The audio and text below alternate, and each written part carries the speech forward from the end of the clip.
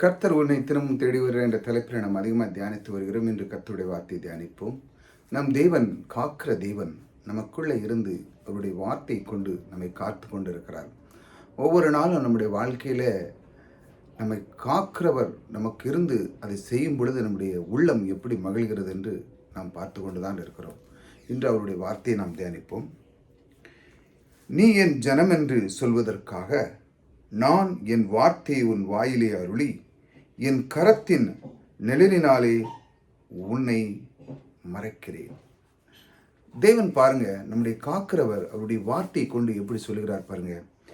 நீ என் ஜனம் என்று ஒரு மனிதனுக்கு முக்கியமானது அவருடைய ஒரு தொடர்பு. அதாவது நீ எனக்குள்ளவன் நான் உனக்குள்ளவன் அப்படி சொல்லுகிற அளவுக்கு, அதாவது ஒரு குடும்பம்னு பிள்ளை உறவு, தாய் தகப்பனோட, நீ என்னுடைய பிள்ளை, நீ என்னுடைய பிள்ளை சொல்வது என்னுடைய தகப்பன், அந்த உறவை அவர் எப்படி கொண்டு வருகிறார் பாருங்க. நீ என் ஜனம் என்று சொல்வதற்காக நான் என் வார்த்தையை உணர்வு. வார்த்தை, தேவனுடைய வார்த்தை பாருங்க. அவருடைய வார்த்தை என்ன? அவர் கொடுக்கப்பட்ட அனைத்து வாக்கு தத்துவங்கள், அவருடைய வார்த்தை சொல்லி இந்த உலகத்தை உண்டு பண்ணின அனைத்து வார்த்தைகளையும் உங்கள் நாவிலே அவர் வைக்க விரும்புகிறார். ஒரு மனிதன் இதை ஒவ்வொரு நாளும், இந்த மாடுலாம் எப்படி, ஆடுலாம் பாருங்கள் அசைப்படும், அதே போல் நீங்கள் காலை மாலை இப்படிலாம் அசைப்படணும். ஆகா, என் கர்த்தர் என்னோடு காக்கிறவர் எனக்குள்ளே இருக்கிறார். அவர் சொல்லியிருக்கிறார், நான் உன்னை விட்டு விலக மாட்டேன், உன்னை கைவிட மாட்டேன்னு சொல்லியிருக்கிறாரே. எப்பேற்பட்ட தேவன் எனக்குள்ளே இருக்கிறார். இந்த உலகத்தை படைத்தவர் எனக்குள்ளே இருக்கிறார். இந்த உலகத்தினுடைய அனைத்து ஐஸ்வர்யத்தையும் கொண்டவர் எனக்குள்ளே குடிகொண்டு இருக்கிறார். அவருடைய ஐஸ்வர்யத்தினால் என் குடும்பத்தை நடத்தி கொண்டிருக்கிறார். அவருடைய கிருபையினால் இன்று நான் நின்று கொண்டிருக்கிறேன். இப்படி ஒவ்வொரு நாளும் ஒவ்வொரு நிமிடங்களும் ஒரு மனிதன் இதை தியானித்து கொண்டே இருக்கும் பொழுது அவனுக்கு அந்த காக்கிற தேவன், அவன் எங்கு சென்றாலும் அவனுக்கு மகிமை, கிருபை எல்லாம் கிடைக்கிறது. அவனை காக்கிறார், அவனை தள்ளாட விடமாட்டார், எங்கேயும் அவன் கூடவே இருக்கிறார். அதை எப்படி அவர் கொடுக்கிறார் பாருங்க. வார்த்தை அருளுகிறார். அவனுடைய நாவில் எப்பவுமே இருக்கணும். அந்த வார்த்தையை சொல்ல சொல்ல சொல்ல சொல்ல தேவன் அவன் மேல் அளவு கடந்த பிரியமை கொண்டு அந்த வார்த்தை, இன்னைக்கு ஒரு வார்த்தை அவர் நீங்கள் சொல்லிட்டீங்கன்னா உடனே அந்த மேஜிக் நடக்கும். இன்னைக்கு சொன்ன உடனே அப்படி இல்லை. நீங்கள் சொல்ல சொல்ல அந்த வார்த்தையானது என்ன, இன்னைக்கு போட அந்த விதை பெரிய ஆலமரம் மாதிரி உங்களுக்கு நிற்கும் பொழுது உங்களை எக்காரணம் கொண்டு யாருமே எதிர்த்து கொள்ள முடியாது. ஏனென்றால் நீங்கள் சிறு வயதில் முதல் கொண்டே அந்த விதையை விதைத்து கொண்டிருக்கிறீர்கள். உங்களுடைய வார்த்தை, உங்களுடைய பிள்ளை, மனைவி, உற்றார், உறவினர் இவர்களிடமாக நீங்கள் பேசும்போது கர்த்தருடைய வார்த்தை கொஞ்சமாட்டு பேசுங்க. இருக்கும் பொழுது சும்மா ஏன தோணம் இருங்க. வீட்டிலேருந்து வெளியே வரும்போது கர்த்தருடைய வார்த்தை சொல்லி ஒரு சின்ன ஜோம் பண்ணுங்க. இந்த மாதிரி வெக்கப்படாமல் வார்த்தையை சொல்ல ஆரம்பிக்கும் பொழுது பாருங்க, நான் என் வார்த்தை அவன் வாயிலே அருளி என் கரத்தின் நிழலினால் உன்னை மறைக்கிறேன். அவருடைய கரம் பாருங்க, அவரை அணைத்துக் கொள்கிறார். அவர் எப்பொழுதும் காக்கிறவராக இருக்கிறார். இந்த தேவனை நாம் ஒவ்வொரு நாளும் இதைத்தான் நான் அறிந்து கொண்டு வருகிறேன். நான் ஏற்கனவே உங்களுக்கு சொன்னது போல, இந்த கர்த்தர் உன்னை திரும்பவும் தேடிவர் என்ற தலைப்பில் நாம் தியானிக்கிறதுன்னு, அவர் நம்மை எப்படி காத்து கொண்டிருக்கிறார், அவர் நமக்குள்ளே இருந்து நம்மை எப்படி இந்த மாதிரி காரியங்களை செய்து கொண்டிருக்கிறார். ஒவ்வொரு நாளும் நம்மை காக்கிறவர் நம்மை தேடி தேடி வந்து நமக்கு தேவையானது அனைத்தையும் செய்து கொண்டிருக்கிறாரே.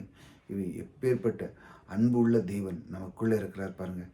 இந்த தேவனை நீங்கள் அறிந்து கொள்ளதுக்கு உங்களுக்கு கொடுக்கப்பட்ட இந்த பூ உலகத்தில் கொடுக்கப்பட்ட மிகப்பெரிய ஒரு பாக்கியம். நீங்கள் சின்ன வீடியோ தான் பார்க்குங்க, ஆனால் உங்களுக்குள்ளே அந்த கர்த்தர் வந்து உங்களுடைய எல்லா பிரச்சனையும் தீர்க்குவார். ஆனால் நேரம் கிடைக்கும் பொழுது இப்படி ஒரு 2-3 நிமிஷம் 6 நிமிஷம் உள்ள வீடியோகளை நீங்கள் தொடர்ந்து பாருங்கள். புதிதாக வந்தவங்க சப்ஸ்கிரைப் பண்ணிச்சாங்க, மற்றவங்களுக்கு ஷேர் பண்ணுங்கள். தொடர்ந்து உங்களுடைய இந்த காக்கிற தேவன் உங்கள் உள்ளத்திலே எப்பொழுதும் கிரியை செய்வார்.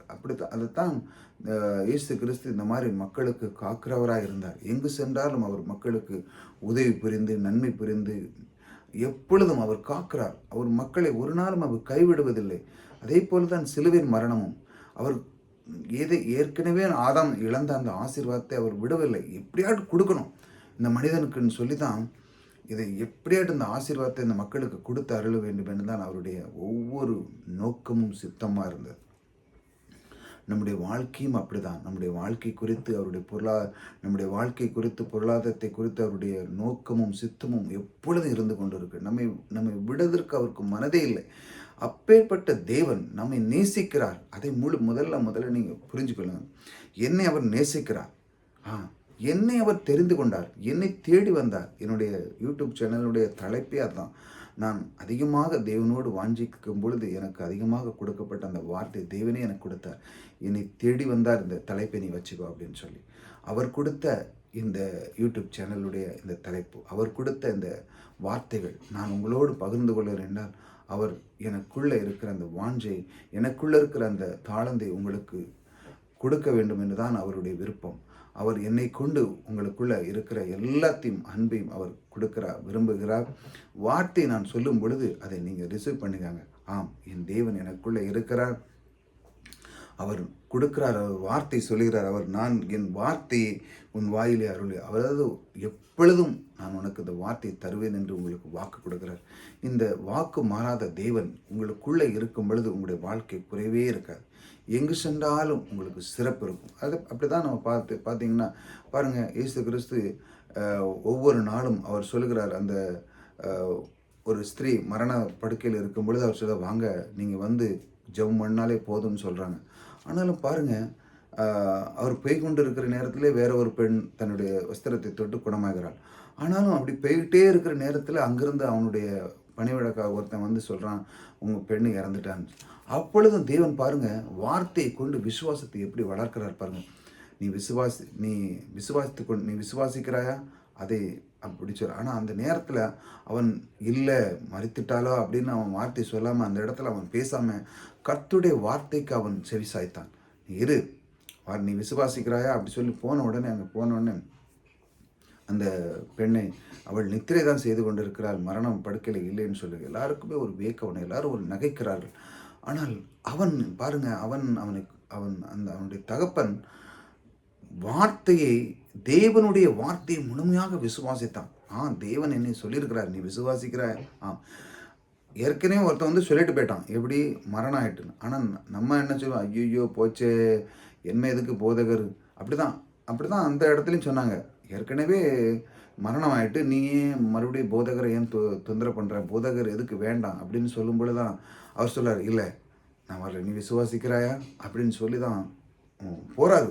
அந்த கூப்பிட்ட உடனே அந்த இடத்துக்கு போகிறார் பாருங்க. அந்த இடத்துக்கு போய் அங்கு உள்ள காரியத்தை அவர் வார்த்தை கொண்டு விசுவாசிக்க வைக்கிறார்.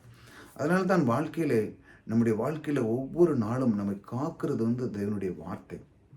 அந்த வார்த்தை சொல்லும் பொழுது தேவன் நமக்குள்ளே கிரியை செய்ய ஆரம்பிக்கிறார். அதுதான் அந்த வார்த்தையில் நான் முக்கியமாக உங்களுக்கு தெளிவாக ஒரு காரியத்தை சொல்கிறேன். நான் என் வார்த்தை உன் வாயிலார். இந்த வார்த்தையானது, தேவனுடைய வார்த்தையானது உங்களுடைய உள்ளத்தில் எப்பொழுதும் இருக்கணும். இது இருக்கும் பொழுது உங்களுடைய வாழ்க்கையில் குறைவே இருக்கிறது. காக்கிற தேவன் உங்களுக்குள்ளே இருந்து உங்களுடைய குறைகளெல்லாம் நீக்குவார். இந்த வார்த்தை பற்றி கொள்ளுங்கள். இந்த வார்த்தை மூலமாக உங்களுடைய வாழ்க்கை திறனே மாறும். கர்த்தர் உங்களோடு கூட இருக்கிறார். கர்த்தர் உங்களை ஆசீர்வதிக்கிறார்.